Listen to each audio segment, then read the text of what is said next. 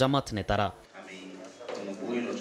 সোমবার জাতীয় প্রেস ক্লাবে এক অনুষ্ঠানে যোগ দেন জামাত ইসলামীর আমির ডাক্তার শফিকুর রহমান, ঢাকা উত্তর জামায়াতের আমির সহ দলের নেতারা। এ সময় বিগত সময়ের হত্যাকাণ্ডের বিচার না হলে দেশে সত্যিকারের গণতন্ত্র প্রতিষ্ঠিত হবে না উল্লেখ করে জামাত নেতারা বলেন, এখনো যারা ফ্যাসিবাদকে উস্কে দিচ্ছে তাদের বিরুদ্ধে একসঙ্গে সোচ্চার হতে হবে।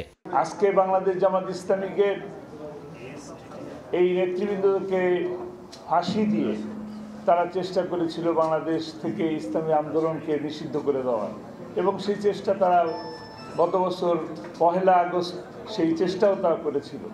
কিন্তু বাংলাদেশের মানুষের কাছ থেকে এই নিষিদ্ধ ঘোষণা করে জামাত ইসলামীকে নিষিদ্ধ করতে পারেন নাই, বরঞ্চ বাংলাদেশের মানুষের অন্তর থেকে আওয়ামী লীগ নিজেই নিষিদ্ধ হয়ে গেছে। তৎকালীন রাষ্ট্রের সাথে জড়িত যারা ছিল এদের সবাইকে বিচারের মুখোমুখি যদি করা না হয়, ফ্যাসিবাদ কিয়ামত পর্যন্ত বাংলাদেশ থেকে যাবে।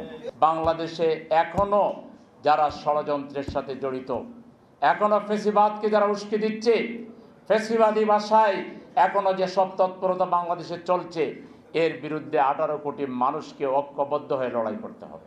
ঐক্যের আহ্বান জানিয়ে জামাত আমির ডাক্তার শফিকুর রহমান বলেন, ব্যক্তি পর্যায়ে কেউ পরাজিত হলেও জাতির সম্মিলিত ঐক্যই আনবে বিজয়। একটা মানবিক বাংলাদেশ গড়ার জন্য আমরা দল মতের ঊর্ধ্বে উঠে জাতির স্বার্থে জাতীয় ব্যাপারে আমরা ঐক্যবদ্ধ হই।